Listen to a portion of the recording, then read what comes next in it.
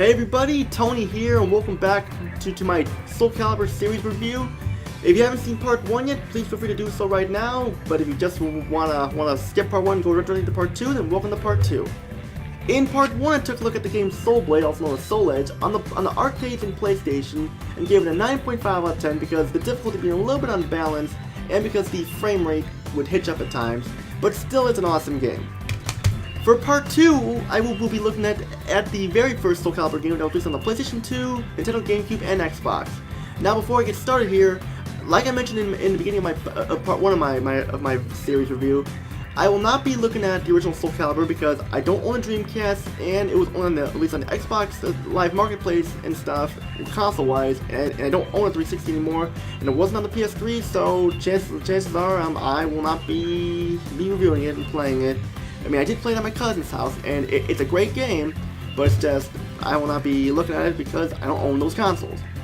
But getting things out of the way, let's take a look at the next Soulcalibur game that was released in late 2003, and I got this on my 15th birthday, and I got the PlayStation 2 version of this game because I thought fighting games were perfect the way they were on the PlayStation 2. I just liked the way they were on the PlayStation 2. I didn't really like them on the GameCube or Xbox still because of their D-pads and stuff, but let's take a look at Soulcalibur II, PlayStation 2 version, released in late 2003.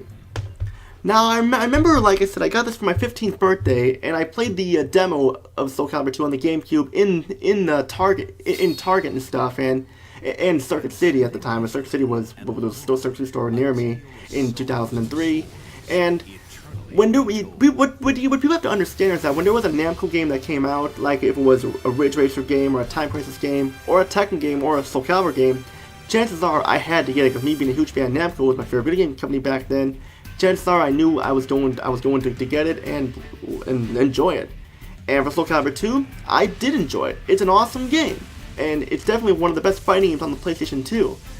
But I will admit that Soul Blade was slightly bit better than Soulcalibur 2. But I will not be giving it that low of a rating and stuff. I mean, like, it's gonna get a high rating, just a slightly lower rating. That's basically it. It's gonna get a very high score, just a slightly bit lower than Soul Blade. So just to clear that up there. Now, getting out of the way, let's talk about the story here. The story is basically the same as it was in like the other Soulcalibur games, like the evil sword has come back to life, and people want to, and there are warriors that want to destroy it, want to sell it or capture it and be all powerful and use it as oxide for money and stuff like that. And so basically the story is the same song and dance as it was in the other Soulcalibur games, so talking about it here wouldn't be worth it because like the story was not the selling point of the Soulcalibur games. The gameplay and stuff was. So now that we got that out of the way, let's get started here with the game's presentation, and the game's presentation is phenomenal looking. I mean, this is definitely one of the best looking games on the PlayStation 2. I'm only even talking PlayStation 2 version because, like I said, I don't own the others, but for the PlayStation 2 wise, it's one of the best looking fighting games on the PlayStation 2 for its time. The character models look great and animate really well, while there are some noticeable clipping issues where their hair goes through, or girls' hair goes through and stuff like that. I can forgive it because this was a PlayStation 2 game.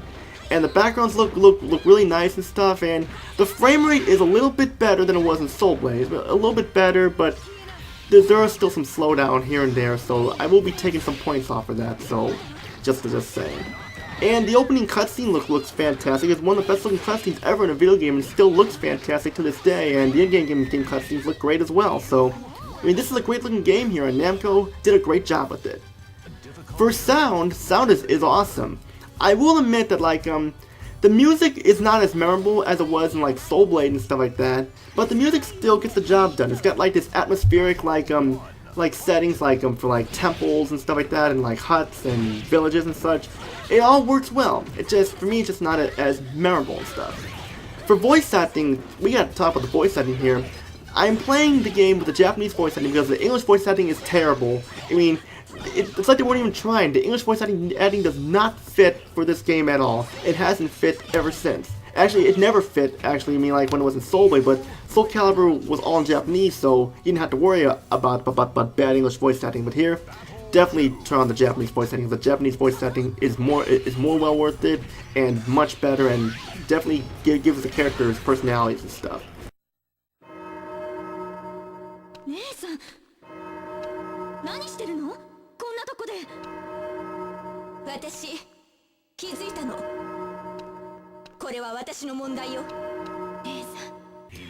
And that's pretty much all I gotta say about the sound, because like the art sounds like the weapon effects that sound awesome, and they sound very realistic and stuff. And like there's a lot of realistic sound effects in this game, especially like when you hear a weapon attack or like someone being knocked to the ground. It sounds more realistic and stuff, and I like that. Now for the gameplay here, gameplay is definitely a huge improvement. In this game, I will be playing as 4 characters. I will be playing as Cassandra Alexandra, Sophitia's younger sister, Sophia Alexandra herself, Isabella Valentine, aka Ivy, and of course, a good friend and mine and subscriber of mine's favorite character, Voldo. And just to shout to Casual Gamer there, he's a good buddy of mine, and I know he wanted me to play as Voldo in this because he's a big fan of the character. So props to you, Casual Gamer. Hope you're doing well and stuff. But getting out of the way, like the controls are very smooth. Like those of you who played Soul Blade and Soulcalibur will feel right at home with the controls, because pretty much the controls feel very similar. There may have been a couple tweaks here and there, but I haven't really noticed that completely. So the controls are fine. And there are tons of characters to choose from, including an exclusive character for each console version, depending on which console you have. For the PlayStation 2 version here, you have Heihachi Mishima from the Tekken series. For the GameCube version, you have Link from the Legend of Zelda series, and for the Xbox version, you have Spawn, the comic character Spawn made by Todd McFarlane and stuff. He's in the Xbox version. Now, I never got to play as Link or Spawn in the other version, so I can't say anything about them, but Heihachi is awesome. He's fast, he feels like a Tekken character with a mix of Soulcalibur in him, and he's awesome to use and stuff. But, so I used him for like a clip to show you guys what Heihachi was like, but for most of the game here, yeah, I'm using those 4 characters and stuff. And this game has tons of modes in it. Of course, aside from like the original arcade mode, time attack, survival mode and stuff, you also have a weapon master mode, which is basically similar to Edge Master mode. This is where you unlock most of the unlockable characters and stuff, and all of the weapons and such. And me enjoying the Edge Master mode, I knew I would like the weapons master mode too, because like I enjoy unlocking stuff in games. Like this is one of the games where I enjoy unlocking everything, the weapons, the costumes, the characters, because me being a fighting game fan, it's Namco, I just like that and stuff. And I will admit here that like the difficulty is a little more balanced here. It is a little more balanced, but there are times where the difficulty can be a little bit too easy, and this is on the normal difficulty setting here, so it can be a little bit too easy, but like it's a little more balanced than it was in Soul Blade. So I'm going to give it props for there, but I will take a couple points off for it being a little too easy at times too. And the gameplay is fast. The game is fast. I mean, like, because it's on a next-gen console, everything is fast. Like Soulcalibur is all about fast-paced fighting gameplay, and it works here really well. And with all these, and I forgot to mention the extra modes too, extra arcade, where you can use the weapons you unlock, and you can fight more opponents too, like unlockable opponents that you unlocked in Weapons Master mode and stuff. And you also got like tons of stuff to do in the gallery mode, like you can watch weapon demonstrations, CPU battles and stuff like that. Of course, you can view their profiles and listen to voice clips and stuff. This will keep you entertained for a while and stuff. I mean, you want to talk about a game that has a lot of content in it. This game has a lot of content. And also you have 3 characters that are not playable in the arcade mode and stuff. You can play them in like the other modes too, like survival and team battle and stuff like that. And I'm not going to say who they are because I don't want to spoil the game here or anything like that.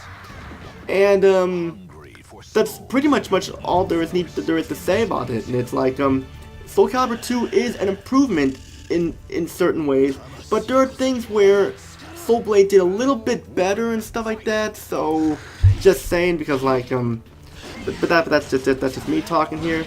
You'll have a lot of fun with it. You'll have lots of fun with it if you like fighting games and you enjoy fast-paced fighting and stuff like that. This game is definitely for you. And those of you who are fans of Soul Blade and Soulcalibur, I recommend you all picking up this game. So my final rating goes like this: Soulcalibur 2, for the first game being released on the PlayStation 2, Xbox, and GameCube in the Soul series, it's definitely a nice welcome to the series. People who wanted to play again, who going to continue the series on the next-gen consoles and stuff. And I gotta say, it works really well and stuff like that. It's definitely fun to play with friends too and stuff. There's a lot of versus modes too, and me and one of my best friends, TTBurger 88, played the Soul series nonstop, mainly the first one. So I'm gonna give one of my best friends who I've known pretty much my whole life, TTBurger 88, and hope you're doing well, brother. Hope you do get a chance to check this video out because I mentioned you and stuff like that because like we had good times playing games like this and stuff. But aside from that though, what's my rating here? Well, definitely pick up Soulcalibur II. Like I said, it's gonna get a slightly lower rating than Soul Blade, but it's still a fantastic game. I will be giving this game an 8.5 out of 10 because the frame rate still has some hitches here and there and stuff, and like the difficulty can be a little bit too easy at times and stuff. And I'm sorry to be a little bit harsher, but it's just that it being a little bit too easier is kind of a turnoff when you're a big fan of fighting games and stuff like that. So that's pretty much all I gotta say. Stay tuned for part 3, where we'll be looking at Soulcalibur III, which was exclusive to the PlayStation 2, released in late 2005. That's pretty much all I gotta say. Peace out everybody, and stay tuned, there's a lot more on the way.